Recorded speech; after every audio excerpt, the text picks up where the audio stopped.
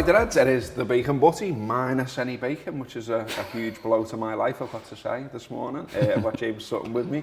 The Reds have been beaten, which is a real shame, especially as we go into an international break. And it's fair to say that we are the story. So all of the headlines are, in the main, about Liverpool. So Klopp's ref rage, it's hammer time. One for the kids there, fucking hell, MC Hammer. Liverpool leapfrogged a victory over Klopp's Express, Ham above them and into third.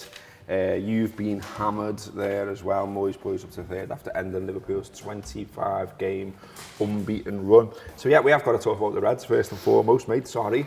It's a Monday, man. I mean, normally, you know, for ages we've been able to talk about other things, haven't we, and stuff that's going on elsewhere. But inevitably, you know, Liverpool are a big club that's going for the title. We've been beaten by West Ham, first time we've been beaten on that ground. And yet it never felt like it was going to be our day, did it?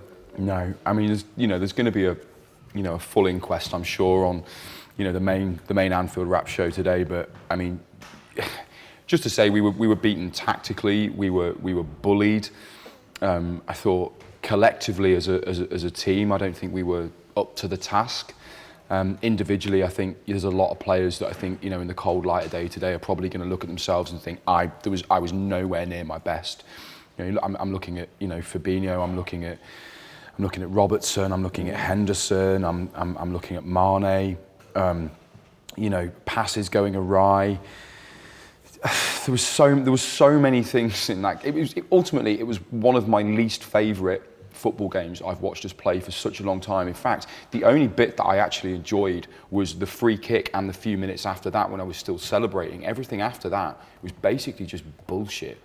Divoc's goal was good. Divoc's goal was great, but even then I didn't have any confidence that we'd get another. I just didn't, I think, yeah, if you're gonna look for positives, you have to look for, it's Trent's free kick, Divoc's goal. Aside from that, I don't think there's any real positives to take from that, really. I mean, I think that despite how we played and despite what happened, we actually should have got a point out of it. Sadio Mane has two big chances. There's the volley that he volleys straight at the goalie, and then there's the header which he tries to be overly deliberate with and puts wide. He should put one of them away, and then we should be talking about a draw here, not a defeat. But a defeat feels so much worse than a draw, of course. Martin Samuel's piece there in the Mail starts with the intro. It was April the 6th, the last time Liverpool lost a game in any competition, and that was to Real Madrid away. And then he says, so this result will go down as a bit of a shock in the circumstances. I mean, that's the context, that's the thing that we've got to look at. People won't want to do that and are likely still fuming after yesterday and all the rest of it, but that's all right, isn't it? I mean, we're in November. Yeah. And the last time we watched Liverpool lose a match was April. Yeah, exactly. And you're right what you said earlier. We of course, all the headlines are going to be about us, but a little bit of context I think is important. We're only a few points off the top. Like you say, it is November. Our Christmas fixture list in terms of who we play isn't actually horrendous. It could have been a damn sight worse. I think a few years ago, we play Leicester, we play Chelsea. There's some big matches, but actually this Christmas isn't horrendous. So you'd like to think that we can get back to our best. I think for me and for a lot of Liverpool fans, I think we're sort of painfully aware that we haven't hit our stride yet this season. Yeah.